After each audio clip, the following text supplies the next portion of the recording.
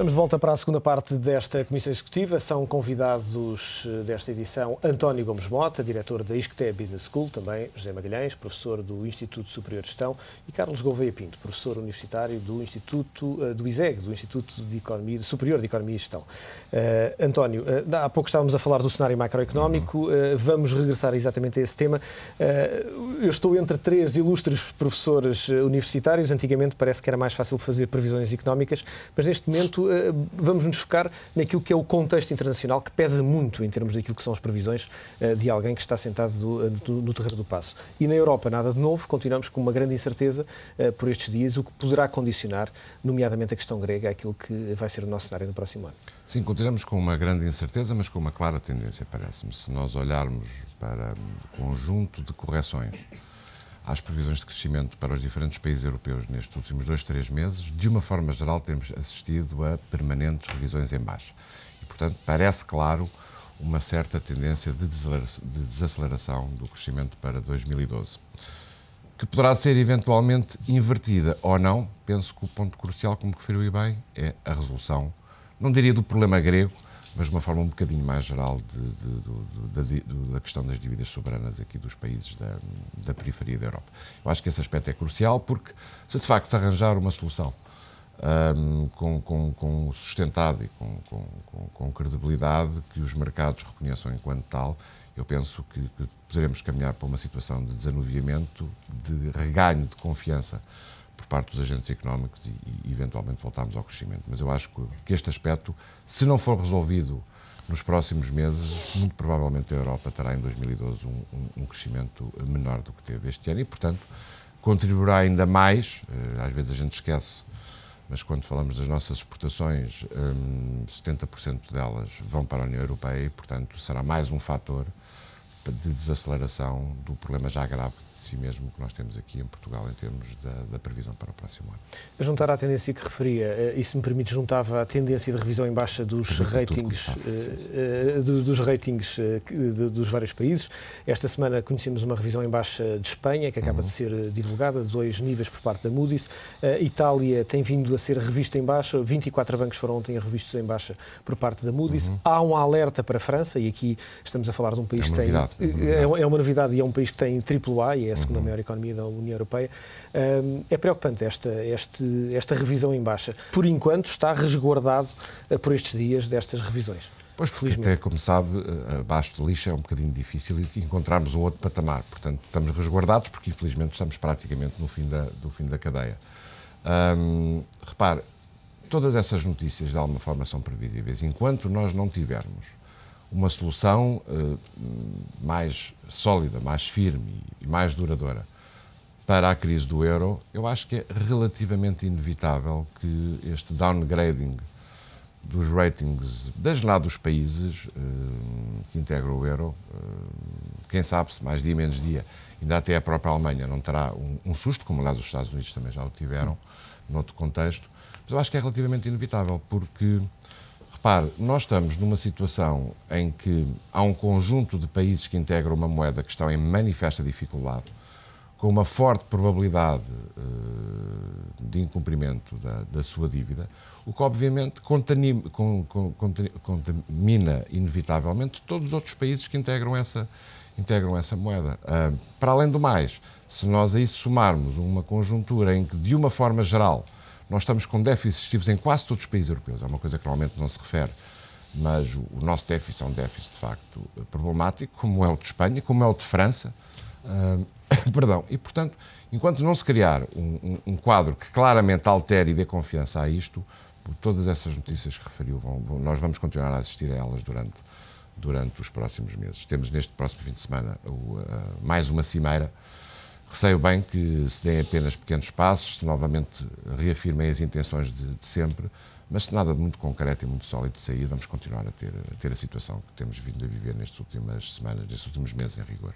José Magalhães, e esta é de facto uma variável que há 10, 20 anos atrás não se punha com esta intensidade, que é o impacto do contexto externo, nomeadamente europeu, no desenho do exercício orçamental. Há de facto um cenário que é cada vez mais forte e cada vez mais negativo.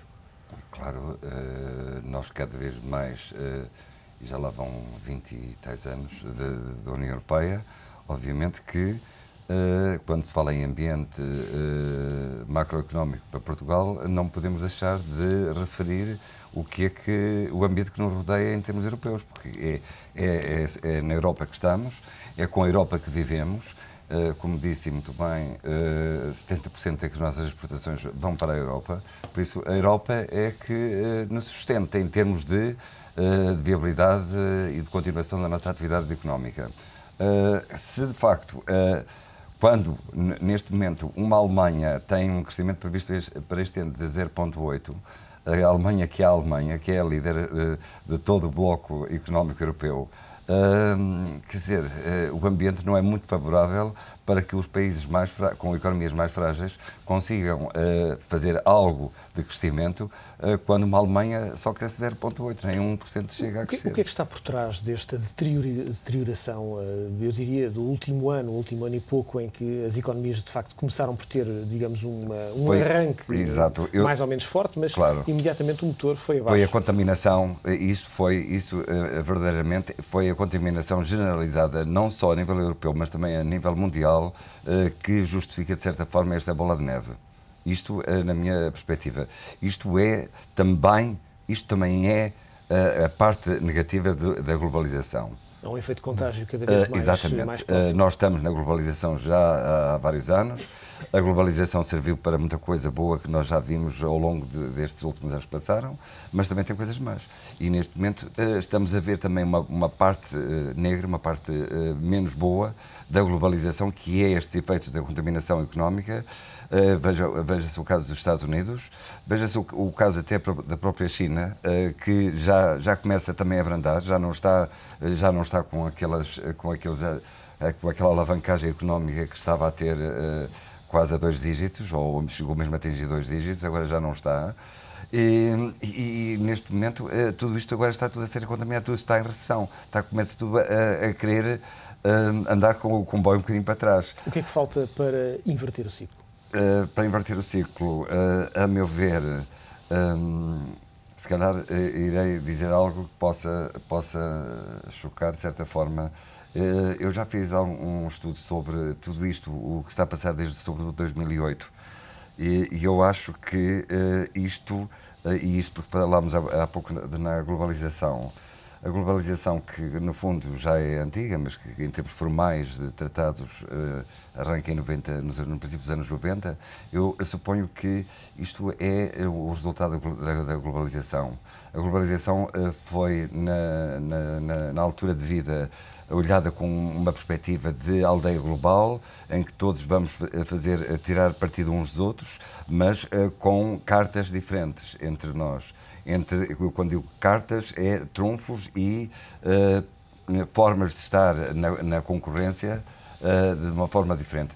Veja o gigante do caso da China, que joga, obviamente, com dumpings económicos e dumpings sociais fortes a nível mundial e é capaz de exportar tudo quanto produz para o resto do mundo. Que estão a fazer deslocar o crescimento dos países. Exatamente. E nós, europeus, fomos um bocadinho atrás dessa globalização e caímos no buraco da globalização, ou seja, as empresas deslocalizaram-se, a preferência dos produtos orientais mais baratos tornou-se praticamente inevitável à luz dos europeus, as fábricas deslocalizaram-se, o setor produtivo deslocalizou-se para orientar a procura de salários mais baixos e, de certa forma, quer dizer, nós estamos a pagar o preço também da globalização nesta perspectiva. Pois, deixe-me só dar uma nota de 30 segundos.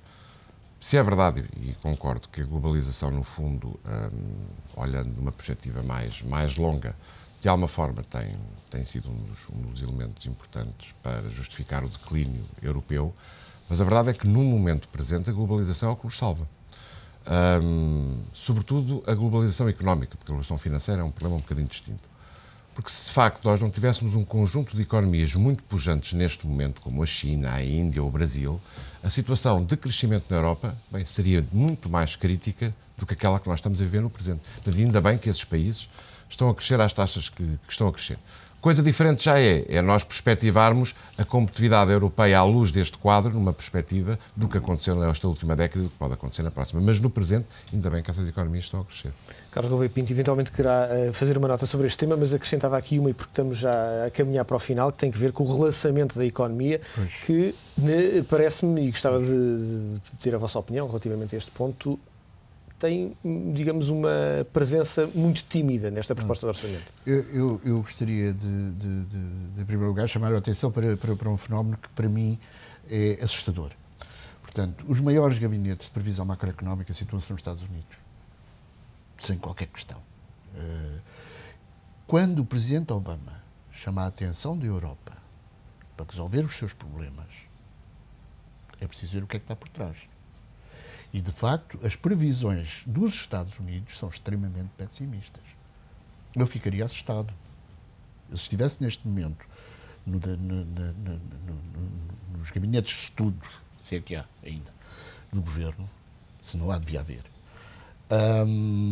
ficaria assustado. Sobretudo porque estamos a um ano das eleições e, nesta altura, devia a economia estar a ser relançada. Segundo problema, continuamos com a mesma questão, o desfazimento entre a economia financeira e a economia real.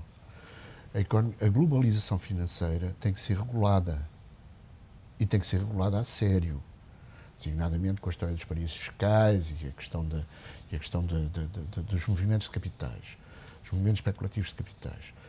Porquê? Porque senão aquilo que vai acontecer é que nós vamos ter que entrar num sistema de controle da economia real que poderá empobrecer-nos a todos.